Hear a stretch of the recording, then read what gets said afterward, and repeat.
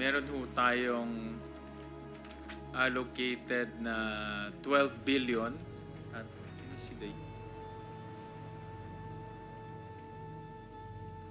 so, meron hong mga iba-ibang uses na ibinibigay ito sa mga local government.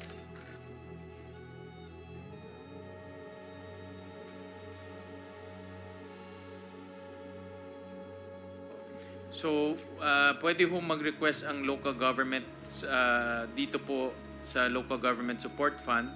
Pwede ho silang magtayo ng multipurpose building, disaster response, roads, financial assistance, water supply system, sanitation, purchase of vehicle, at iba pang mga gamit. So ito po ay binibigay para masuportahan po yung mga local governments. Magkano po, Ginoong Chair, ang pondo na inilaan po dyan? Matanong ko muna sa NEP, sa Net Expenditure Program for 2026. Magkano po ang request ng Department of Budget and Management dyan? At magkano naman po ang inaprubahan ng House GAM?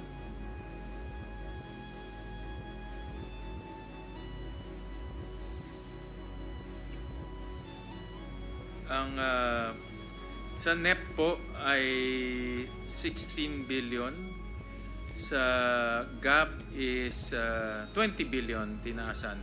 And then sa Senate version po is 12 billion. Bumaba po.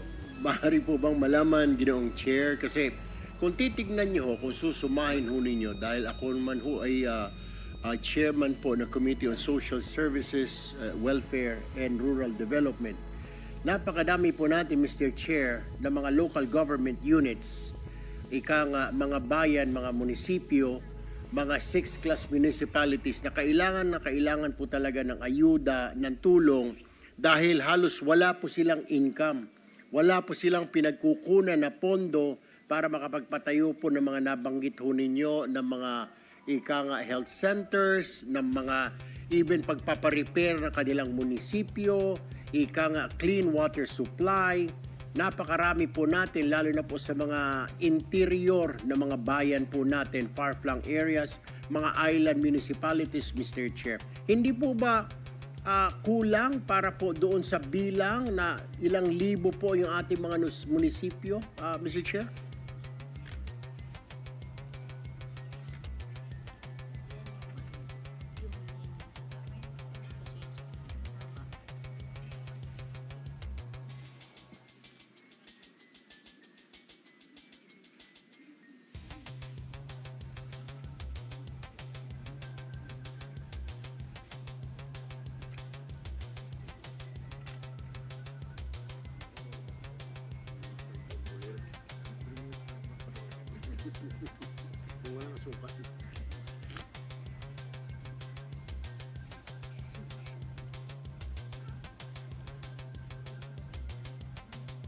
Well, dito po sa LGSF Center Irwin, meron rin ho kaming linagay na special provision na mag-allocate ng 2.4 billion pesos para matulungan natin yung mga 4th, 5th class municipalities sa pagpapatayo po ng mga daycare centers nila at kumuha ng mga daycare teachers. No? So, in other words, tinutulungan natin yung mga mahihirap nating mga municipalities para magkaroon sila ng daycare. This year kasi kinuha rin dyan yung pagpapatayo, mga 1 billion no, para pagpapatayo. So tinaasan natin to 2 billion. Ngayon, binawasan natin dyan ito dahil meron kaming nakitang mga items tulad po, may isang programa dito called Green Green Green Program na tingin namin ay pwede namang gawin ng mga LGUs dahil yung LGUs sila gumagawa ng park. Hindi na ho trabaho yan ng DBM para magbigay ho pagpatayo ng park. The LGUs can do that. Tapos nabawasan din po yung amounts na na-allocate po sa NTF-LCAC dahil po binalik lang ho namin sa dating amounts no, yung NTF-LCAC na per barangay allocation. No? So binalik lang ho natin doon sa original amount niya. Alright. Kaya ko po natanong, Ginoong Chair, Mr. Chair, Mr. President, is because of the fact na hirap na hirap po yung mga munisipyo natin, 6th, 5th class, 4th class municipalities. Meron po sa tayong batas, since naipasa po ito when I was a DSWD Secretary, Mr. Chair, yung support, financial support po para sa mga solo parents po natin. Sabi po doon sa batas, sa solo parent na na naipasa noong 2022, 1,000 pesos per solo parent. Hindi na po naibibigay ito ng mga 6th or 5th class municipalities kasi ang sagot po ng mga mayor sa akin, saan po namin kukunin yan, Mr. Secretary? Wala na nga po kami kinikita. Pamparepair lang po ng munisipyo, wala na po. So I was thinking, ito po bang LGSF is purely for infrastructure po ito? Di po. Sorry, Senator Sige Irwin. po, Mr. Chair. Sorry to cut you off. Hindi po, pwede rin pong may financial assistance, meron rin pong disaster response, so pwede rin pong mga ganyang proyekto. Pwede rin po. Alright. Okay. Let's go down to letter D, Mr. Chair. I mean letter D. Ito pong letter B, special shares of LGU in the proceeds of national taxes. Para saan po ito, Mr. Chair? Ito po yung national tax allocation. Dati pong IRA. IRA. Okay. So dyan po. So binago na po yung pangalan. Yeah, oo nga. Ay, iba pa yun? Iba pa pala.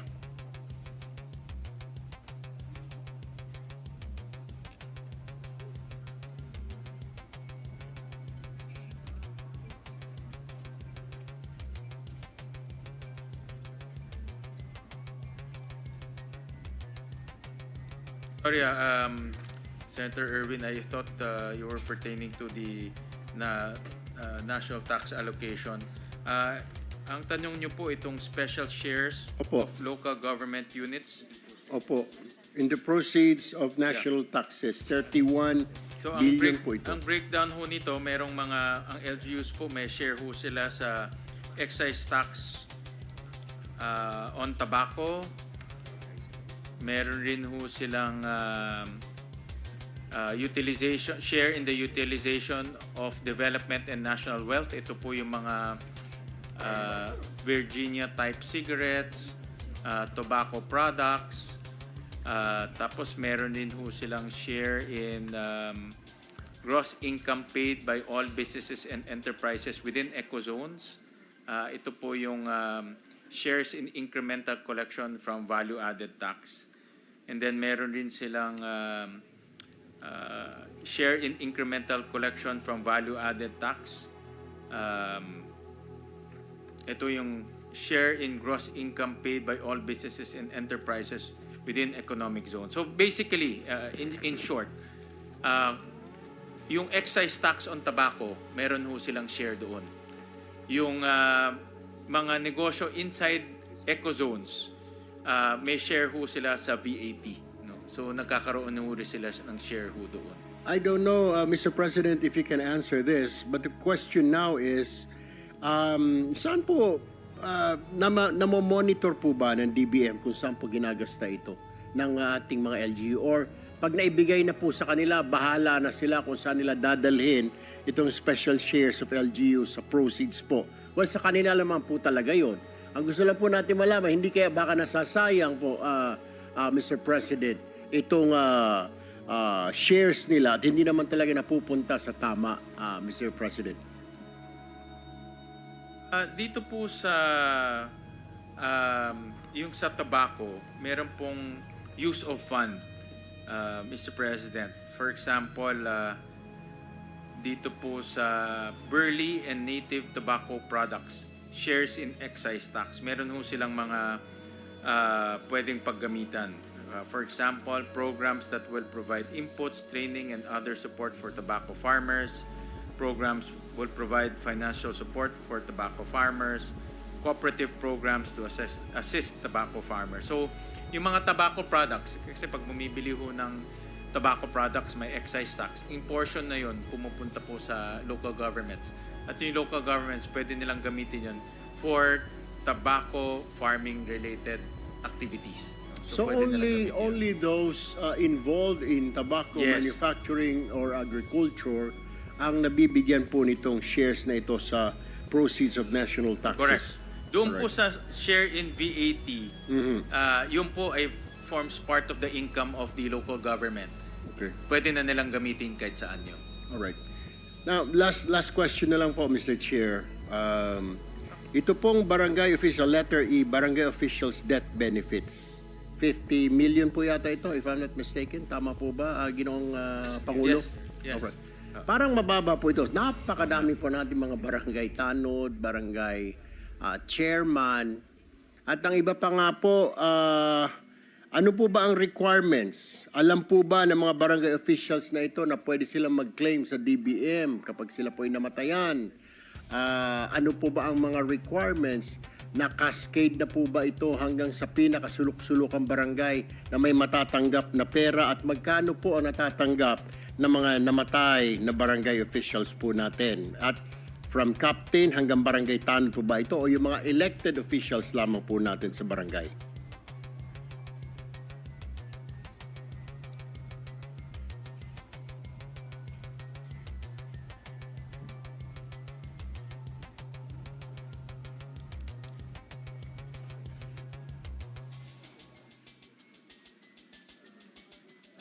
Dahil po death benefits ho to, ang utilization rate niya is about 50%. So every year po, ang naibibigay on the average is about 25 million as death benefits.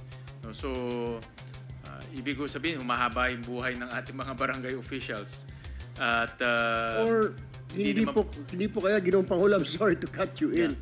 Hindi po kaya nakakascade ito sa mga barangay natin, sa mga liblib na lugar at hindi nila alam? Kasi nung kampanya po, nung panahon ng kampanyahan na Ginoong Pangulo, nagtatanong po ang mga barangay officials po natin, natatanong po ako kung yung mga benepisyo daw nila, kaya nga po kailangan nila ng mga Magna Carta na gano'n, mga pension, salary. Parang tila hindi po nila alam na meron pong itong barangay officials death benefits, Ginoong Pangulo. So, natatanong po, ang tanong ko po, ito po ba ay nakascade? Ito po ba ay nakarating sa kanila through proper channels to the LGU, DILG, sa mga mayor, governor na meron po silang matatanggap kung sila man po ay pumanaw? At hanggang anong level po ito? Chairman to kagawad lang po ba o hanggang sa barangay tanod, barangay secretary, mga opisyal na not elected, Ginoong Pangulo? ang coverage po ay punong barangay, sangguniang barangay, barangay treasurer, barangay secretary, chairman of the Sangguniang Kabataan, Indigenous Peoples Representative. So buong barangay council and buong barangay yung mga key personnel. Iniisip ko kung naka-avail yung mga barangay, wala naman. Baka kulang ho talaga ng information. Iyon na from nga PAIN. po ang aking pakiwari, Ginoong Pangulo, na baka hindi po nabibigyan ng impormasyon.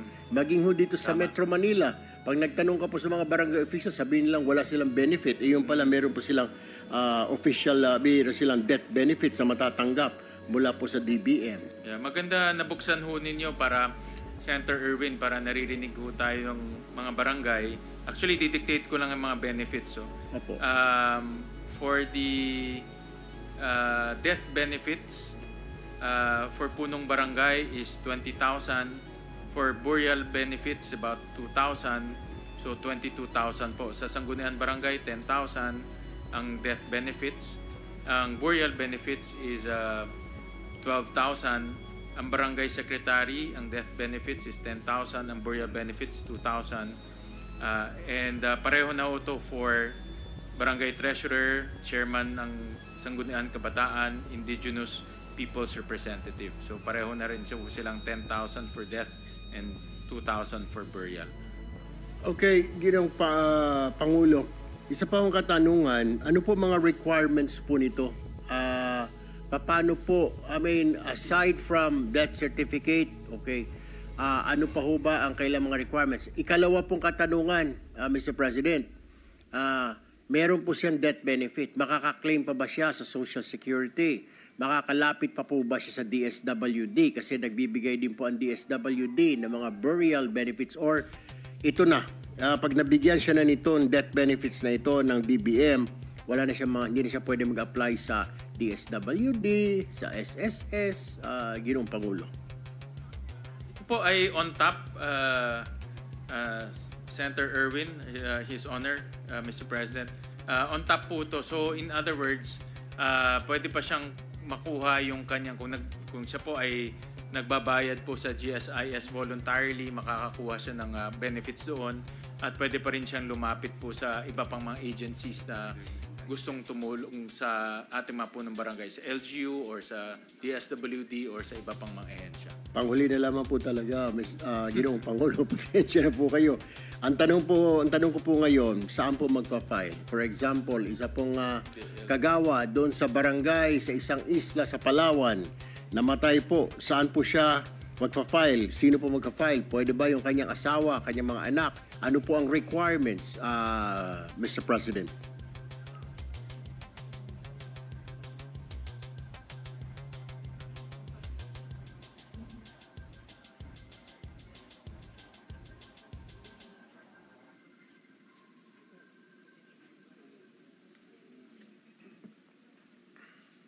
Ang nasabi ho sa akin, so for example, yung namatayan in family, pwede ho silang pumunta sa DILG Regional Office, and from DILG Regional Office, ito po ay ipaprocess po ng Central Office at ibababa po, no, sa pamilya. So ganun po yung kanilang proseso. So it will start ho from the DILG Regional Office. Would you happen to know, Mr. President, kung gaano katagal po bago matanggap ito? For example, namatay po ngayong araw, matatanggap po niya bago matapos po ang December 2025? Parang pag nung dinidescribe po nila sa akin, alam ko na matagal eh. No? So,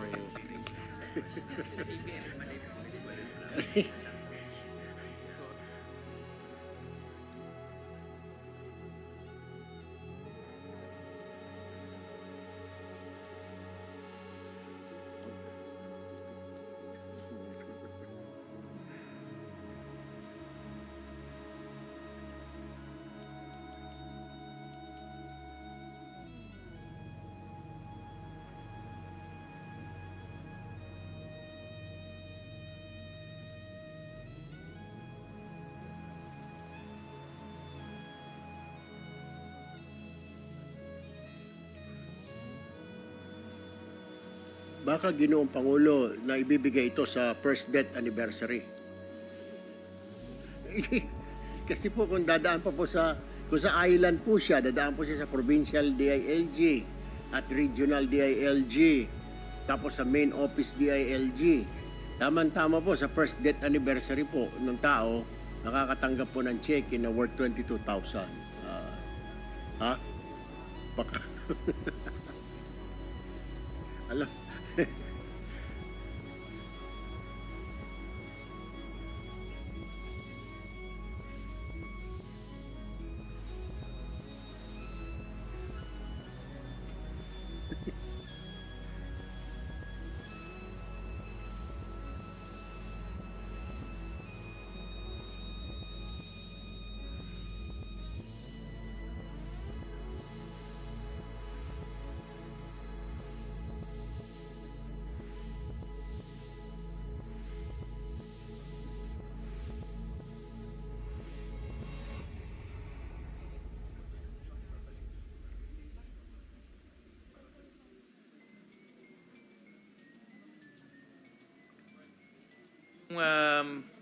parang the way it's described to me, parang parang matagal ho.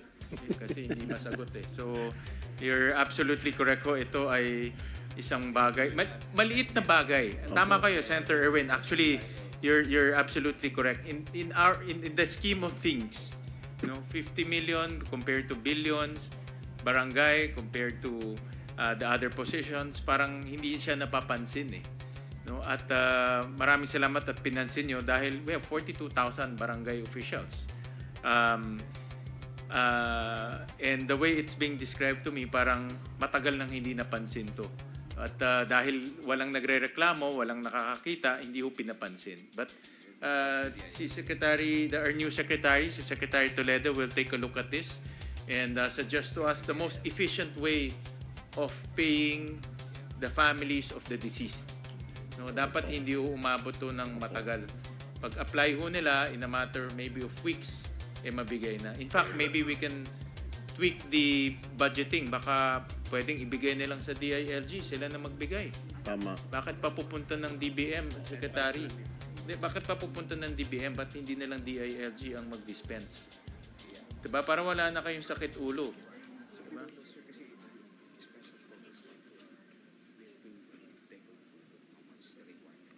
Yeah, but in other words, we're thinking of ways to make it more efficient.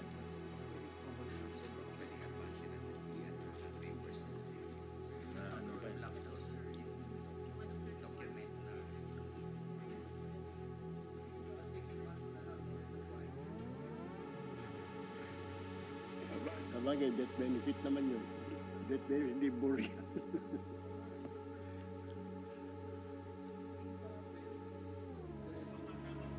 Erwin, dahil nga sa sobrang complicated, wala na rin nag-a-apply. Yun na nga po yung... Pero meron nagtataka. naman, sabi nila 25 million a year. Ay, yung po talaga yung, siguro, wala na po talaga yun. Wala na ho makuha, mapuntahan. Kaya nakapagtatakbo, marami po tayong mga barangay officials na nagkakasakit, namamatay po, barangay chairman, kagawad. Well, thank you again. Thank you very much for bringing this up. Again, maliit na bagay, basic political unit natin. Pero mahalaga yung kanilang ginagawa on the ground. So we'll review this concept and ang importante naman, Secretary Toledo, mabilis makuha ng pamilya.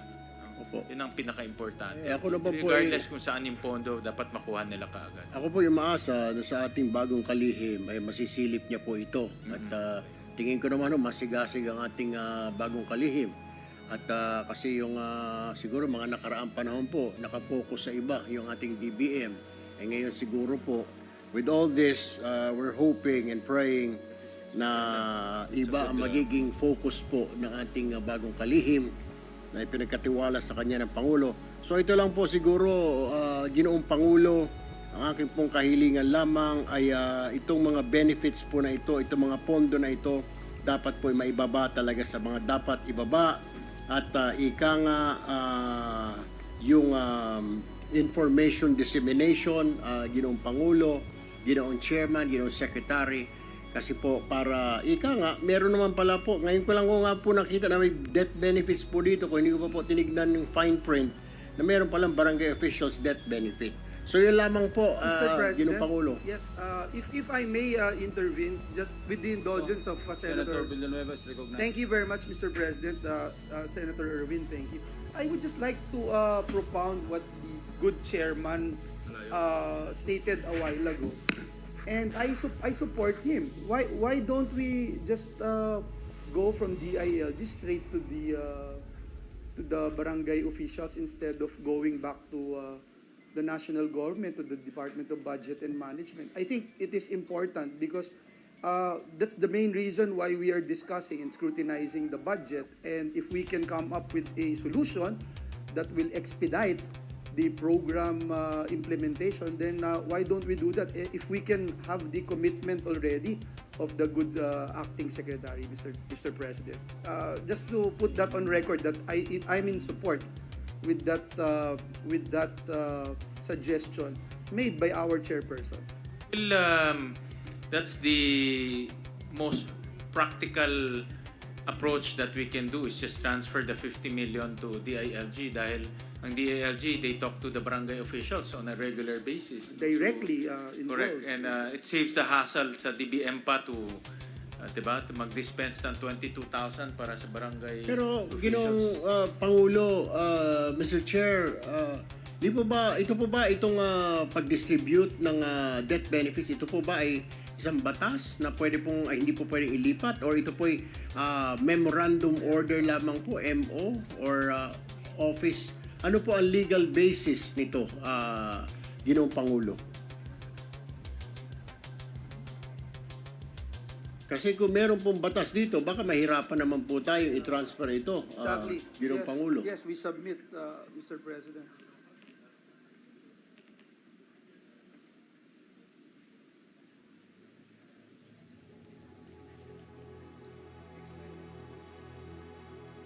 Is it a law? Is it a law? Law? Oh, there's a law. 369 po.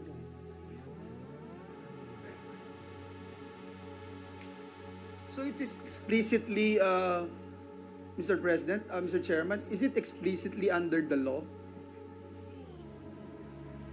Because if it is under the law, then we cannot. Pero Ginoong Pangulo, ito po ay tinignan po ng aking staff. Ito po ay ang basis lamang po sa GAA. Ala naman po Oh, talagang then- specific na batas na RA, kundi ito po ay dito lamang po nakalagay sa Provision of the GAA. Opo. Then we can do something about it, Your Honor, Mr. Chairman. So if we can propose through the chairperson of this committee, we can provide such a provision in the before passing the General Appropriations Act of 2026. Thank you, Mr. Chairman. Thank you, distinguished Thank colleague. you.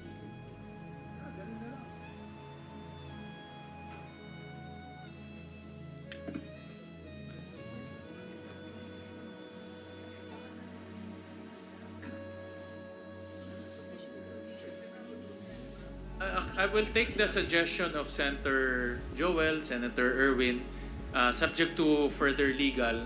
But when I'm looking at the law, I had a cursory look at the law, parang wala naman legal prohibition. Ang sabi, magbigay